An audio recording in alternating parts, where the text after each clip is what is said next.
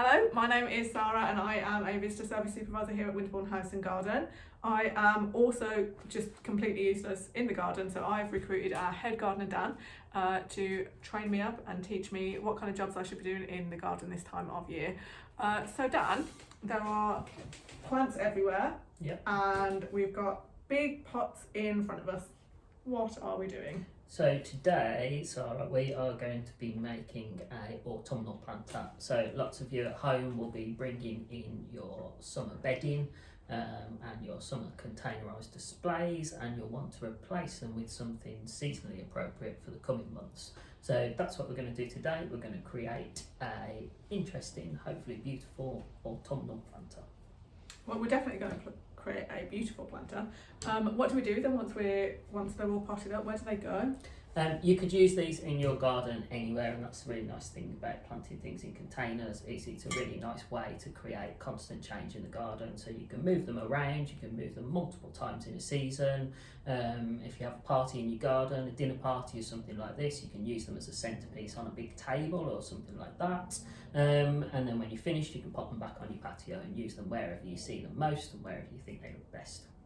So you get a lot of variety out of them. Yeah, and as I say, that's the really great thing about working with containers is you can move them around and create change in your garden without having to rip everything up and start all over again. Sounds good to me. So Dan, in the spring and summer when I walk around the garden, there's loads out, like there's loads of plants, lots of colour. There's a lot of colour this time of year, but would it be fair to say that there are less plants to choose from for seasonal containers? Yeah, you have to work a little bit harder to find some colour for your potted displays at this time of year, but there's loads and loads and loads of stuff you can do. And don't just think flowers, think leaf colour, shape, form, berries, stem colour. So there's still loads of things to choose from. Why don't we have a little look at some of the things that we've got prepared here. Okay, so this is heuchera, and remember we said leaf colour becomes really important at this time of year. So this is a cultivar called Obsidian, which is, as you can see, got a really nice dark, deep wine purple leaf colour to it. So that's going to be really useful for us. Oh, I really like this one, so I'm going to put that next to me. Good. And similar shape and form, but giving us a different tone, a different colour, is this evergreen Japanese spurge, or Pachysandra terminalis. So that's really useful at this time of year as well. What's this one? This is Skimmia japonica, commonly used in winter displays. Can be a very large evergreen shrub or a medium-sized evergreen shrub when it matures, but useful at this stage as well for both flower and berries.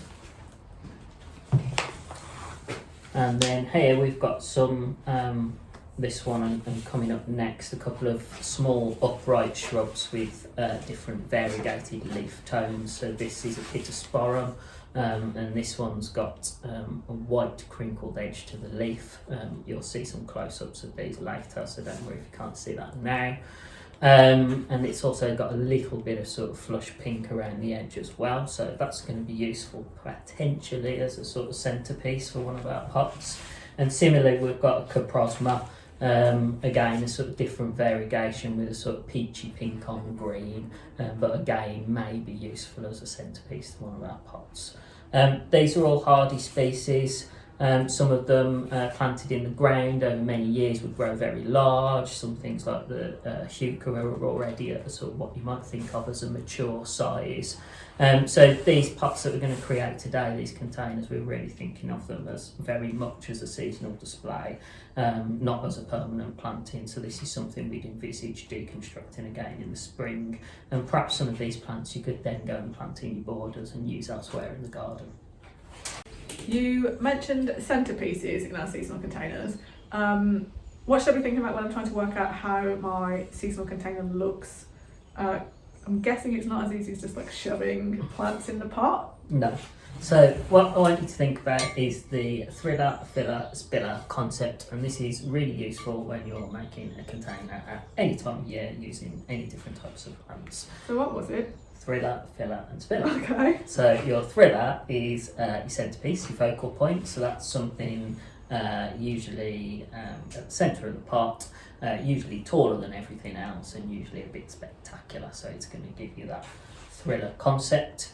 Your filler is usually a little bit lower, not necessarily any less interesting, but usually planted in larger numbers. And then your spiller is something that's going to lap over the edge of the pot and soften some of this terracotta, which is beautiful, but you don't necessarily want to see all of it all of the time. So it's nice to have a little bit of plant material hanging over and just softening those hard edges. Okay, so looking at all the plants that we've got, I really like the green one. Yeah. This one? Yeah. What was it called? This is Episporum, and it's a cultivar called Garnet, and that's the one with the nice white variegation. So what are you going to use that as? Is that going to be your thriller, your filler, or your spiller? Well, it's quite a bit taller than the rest of the plants, so I'm going to guess thriller. Nice. So that's going to go in the centre of my pot. Yeah. I desperately want to use this heuchera because I think the colour's amazing. Okay. Yeah. I think it's really autumnal, so...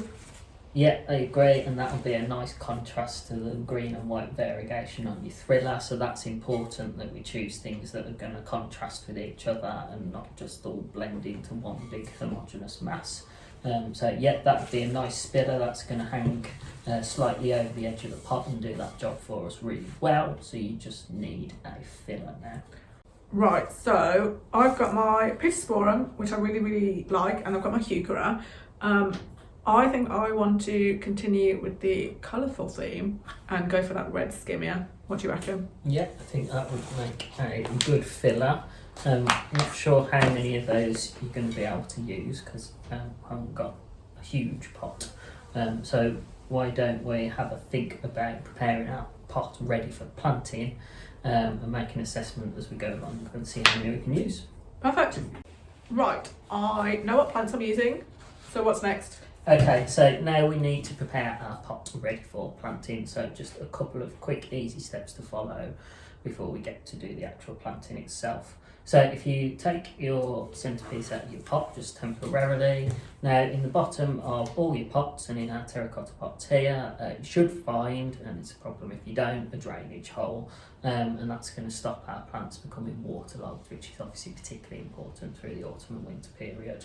However, when you fill your pot with compost, you don't want all of the compost to run out at the bottom of the hole. So what we usually do is pack the bottom of the pot with something like broken terracotta pieces, or you could even use polystyrene or something like that. So you should find you've got some broken terracotta there. So simply put that in the bottom of the pot and make sure that it covers the drainage hole before we fill it with compost. Okay, so we're covering the hole. Yeah. How much do we put in? Loads? A little bit? Just enough to cover the drainage hole. So usually in a pot this size we'd be looking at using something like half a dozen pieces of broken terracotta. How's that? That's perfect. And then we need to fill the bottom of our pot with compost. We're using peat-free multi-purpose compost for today. So why don't you start filling? So. Right, got some in there. How far up do we fill the pot? Yeah, so that's an important question. We need to make sure that the plants that we're planting into our container are planted at the right height. So if we plant them too low, then we may be burying stems and leaves of the plant, and that may lead to some rotting off. And if we plant them too high in the pot, then some of the root ball may be exposed and then they can dry out in the wind and things like this. So why don't you take your centrepiece, your Episporum, out of its pot and then place it into your container and just check the level of the compost that you've put in there already. Okay, so you just need to turn that upside down and with your free hand catch the root ball of the plant. If it's not coming out very easy, then you can give it a good firm tap on the rim of your container or a table or a potting bench. Just go for it. And Joe, wish me luck. Good luck. Brilliant. So before you check the height of the root ball, we just need to make sure that all of the air is out of the compost that you've placed in the bottom of your container. So just pop your Episporum down on the side and with your fingers and thumbs, imagine you're kneading bread or something like this. Very apt, as with this apron I do look like I'm on the Great British Bake Off. You do. Give it a good firm down and make sure all the air is out of the compost. So, how's that? Let's have a look. So that looks good, it's nice and firm, so there's no air left in the compost. We just need to make sure it's nice and level in the bottom of the pot, so all of our plants that we're going to plant in a moment sit nicely and level against each other. And then we just check the height, as we mentioned, against an example, in this case our thriller, the Episporum. That looks good. There's a nice gap between the root ball and the top of the pot, so we're going to have a nice gap for getting lots of water in there when we water the container through dry periods. So I have my thriller, and I think it's lovely. Can I use the cucumber now? Yeah, so now we want to get some spillers and some fillers in there. So you're not going to be able to get loads and loads and loads in there. I'd suggest something like 3 heucheras and a couple of skimmiers. And what I want you to think about is the placement, so whether they're symmetrically placed or asymmetrically placed. Okay. Let's plant.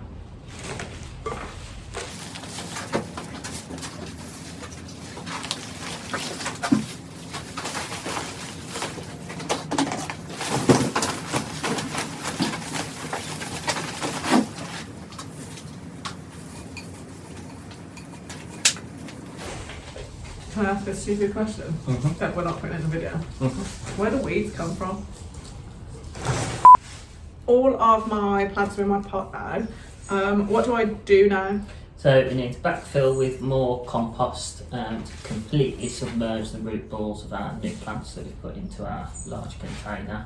And then, like we did when we're half filled up at the bottom of our pot, we need to really firm that compost down with our fingers and thumbs to make sure we get all the air out, so that when we water our containers, all of the compost full of air just doesn't simply sink to a much lower level than we want it to. So start filling and give it a good firming. There we go.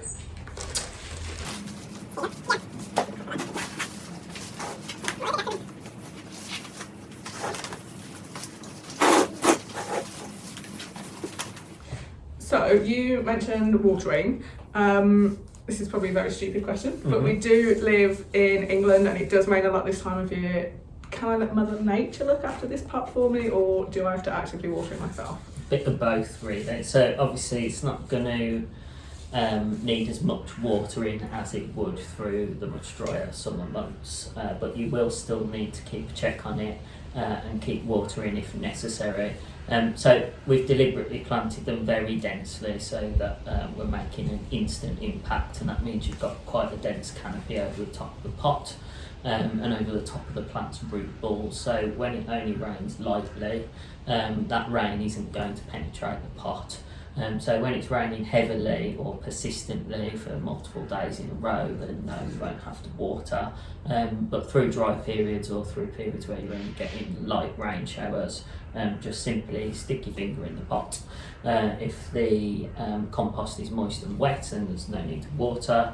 If the top, say 3/4 of an inch of compost is starting to feel a little bit dry, then yes, do give it a drink from a hosepipe or a watering can.